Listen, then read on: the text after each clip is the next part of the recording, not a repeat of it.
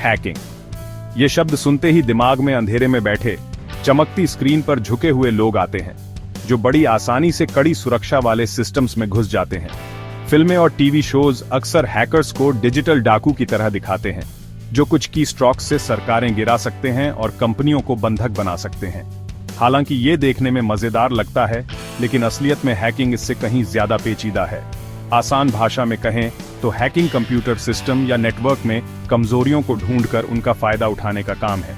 इन कमजोरियों को, जिन्हें वल्नरेबिलिटीज कहते हैं, कई मकसदों के लिए इस्तेमाल किया जा सकता है, अच्छे और बुरे दोनों के लिए। यहीं पर एथिकल और अनएथिकल हैकिंग में फर्क समझना जरूरी हो जाता है।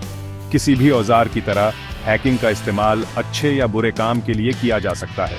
हथौड़े से घर बनाया जा सकता है या घर में घुसने के लिए तोड़ा भी जा सकता है। इसी तरह हैकिंग का इस्तेमाल सिस्टम्स को मजबूत करने और डेटा की सुरक्षा के लिए किया जा सकता है, या फिर जानकारी चुराने और सेवाओं को बाधित करने के लिए भी। आज के डिजिटल जमाने में एथिकल और अनएथिकल हैकिंग में फर्क समझना बहुत जरूरी है।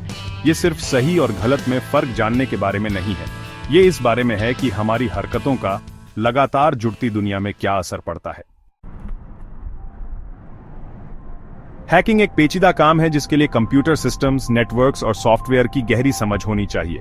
हैकर्स बिना इजाजत सिस्टम में घुसने या उसे बिगाड़ने के लिए कई तरीके अपनाते हैं। ये तरीके आसान सोशल इंजीनियरिंग ट्रिक्स जैसे फिशिंग ईमेल से लेकर सॉफ्टवेयर में खास कमजोरियों को निशाना बनाने वाले पेचीदा एक्सप्लॉइट्स तक हो सकते हैं।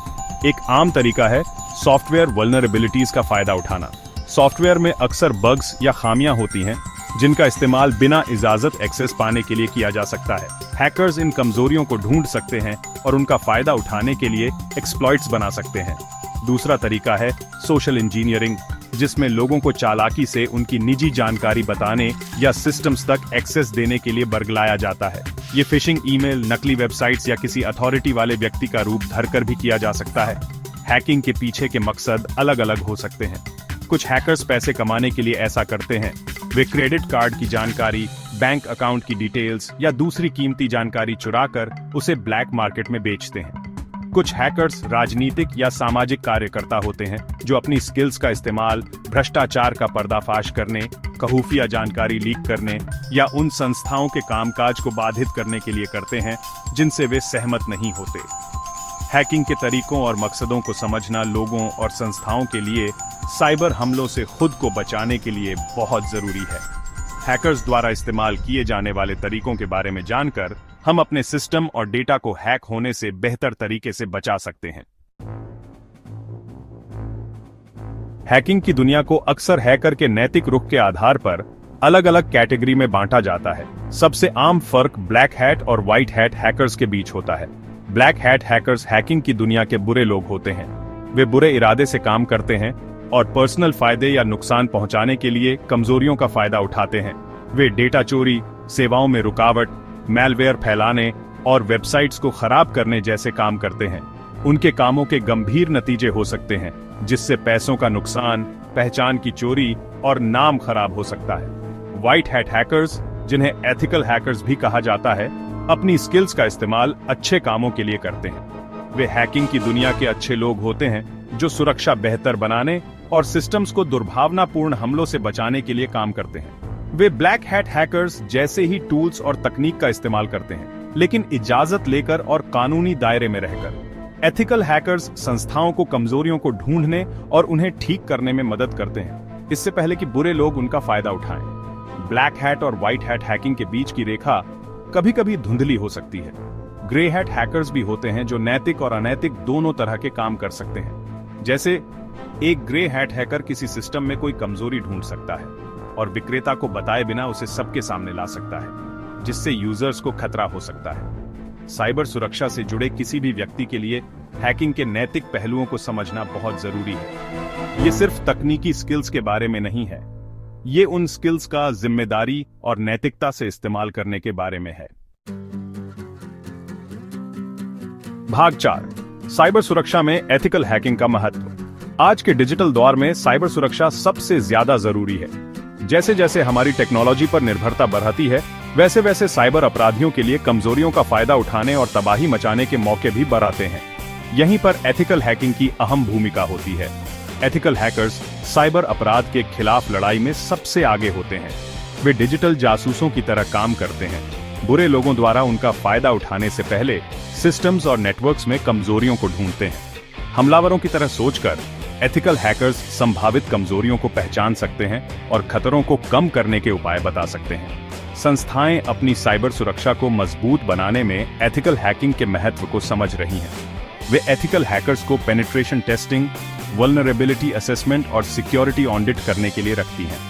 ये काम संस्थाओं को सुरक्षा में खामियों को ढूंढने और उन्हें दूर करने में मदद करते हैं, इससे पहले कि बुरे लोग उनका फायदा उठाएं। एथिकल हैकिंग न सिर्फ साइबर हमलों को रोकने में मदद करती है, बल्कि डिजिटल सिस्टम्स में विश्वास पैदा करने में भी मदद करती है। सुरक्षा के प्रति अपनी प्रतिबद्धता दिखाकर संस्थाएं अपने ग्राहकों, भागीदारों और हितधारकों को आश्वस्त कर सकती हैं कि उनका डेटा सुरक्षित है।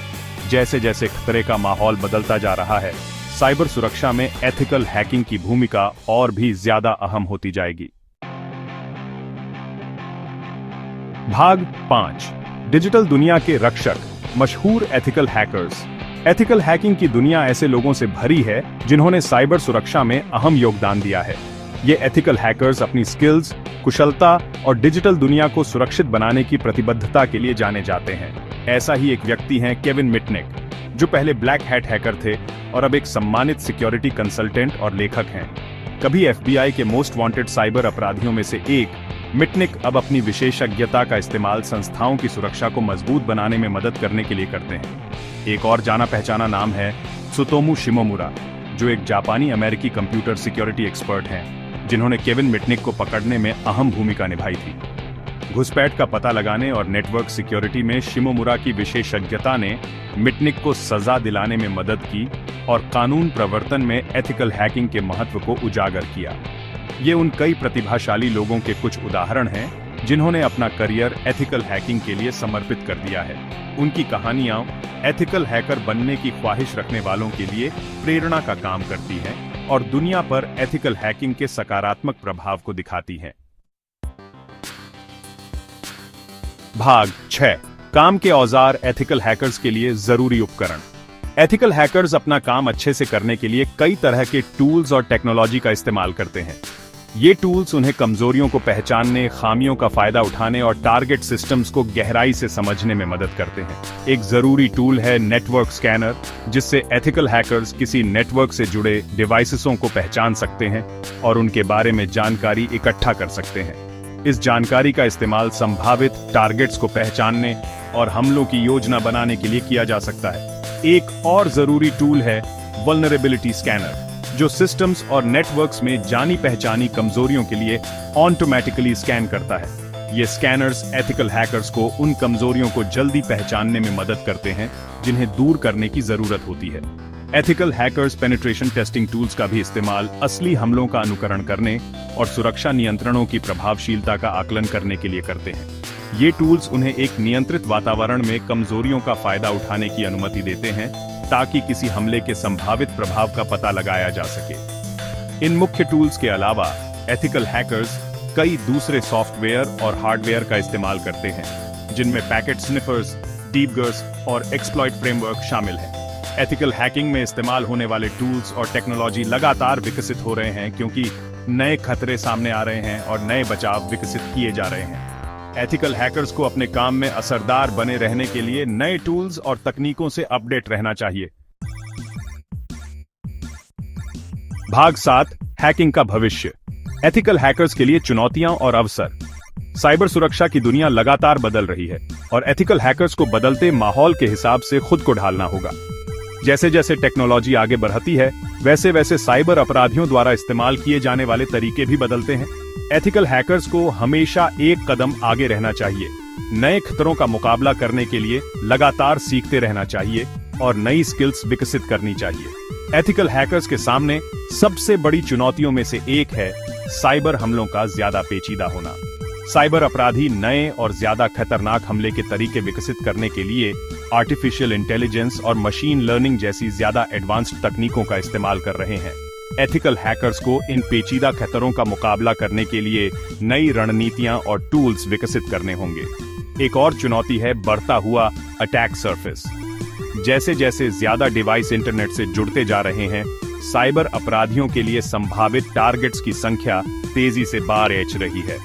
एथिकल हैकर्स को इस बढ़ते हुए अटैक सरफेस को सुरक्षित करने और हर रोज बनने और ट्रांसमिट होने वाले भारी मात्रा में डेटा की सुरक्षा के तरीके ढूंढने होंगे।